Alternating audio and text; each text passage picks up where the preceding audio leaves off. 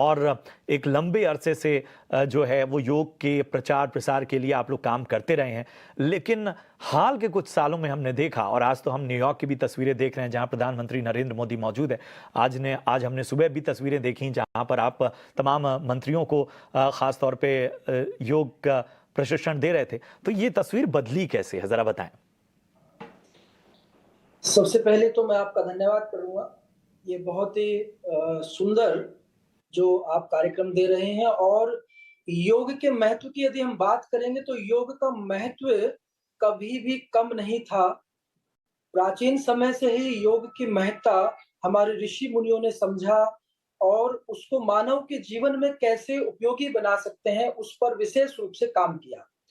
आज आदरणीय हमारे जो गौरव से भरे हुए पल हैं, आज यूएन में आप सभी देख रहे हैं कि यूएन में जो हमारे आदरणीय प्रधानमंत्री जी जो है पहुंचे हुए हैं, और पूरे विश्व को 194 देशों में ये योग का संदेश जा रहा है। तो ये हमारे ऋषियों की जो धरोहर है, हमारे भारतीय संस्कृति, हमारी परंपराओं का जो नींव है वो योग ही है। और योग पहले से ही हमारे यहाँ सुबह की शुरुआत, जब दिन की शुरुआत होती थी तो योग से होती थी, और रात्रि का प्रारंभ भी योग से ही होता था। संध्या काल होते ही जब रात्रि का पहला पहर शुरू होता था तो हर व्यक्ति योग के अभ्यासों को करता था। योग में अभ्यास का अर्थ है संध्या, अपने आप से जुड़ना। योग का अगर हम शाब्दिक अर्थ भी देखते हैं तो वो है जोड़।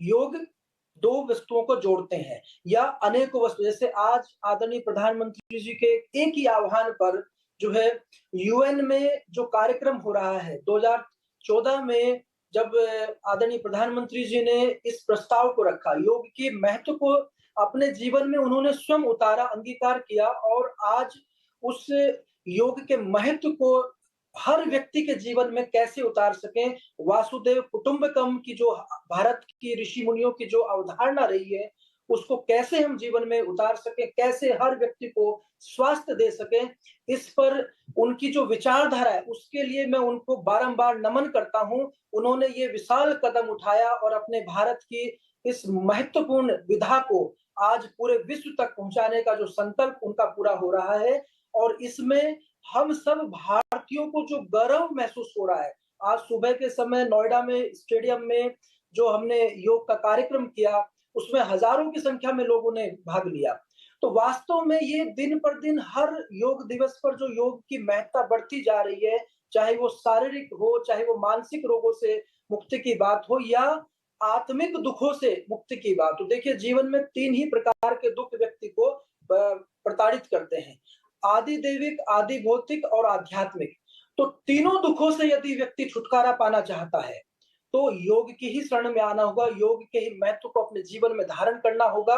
तभी हम वास्तव में अपने आप को भी स्वस्थ कर सकते हैं। स्वास्थ्य केवल शरीर का नहीं, आपकी रिपोर्टें ठीक आ जाएं, आपने ब्लड सैंपल दिया और टेस्ट आपके नॉर्मल आ जाएं, सब रिपोर्ट्स मापदंड के अंतर्गत आ जाएं, आप स्वस्थ हैं, ऐसा बिल्कुल नहीं होता। आप कि स्वास्थ्य की निर्धारित मापदंड है, वो आपके शरीर से लेकर आपकी मन, आपकी इंद्रियां, आपका पूरा जो चेतना का जो एक स्तर है, उस पर योग प्रभाव डालता है। वो केवल योग से ही स्वास्थ्य मिल सकता है, वो आरोग्य आप जी सबको योगेश जी, केवल योग योगी से जी, ही मिल सकता है। बहुत सही बात आपने कही। और ये वाकई ये देखना होगा कि किस तरह से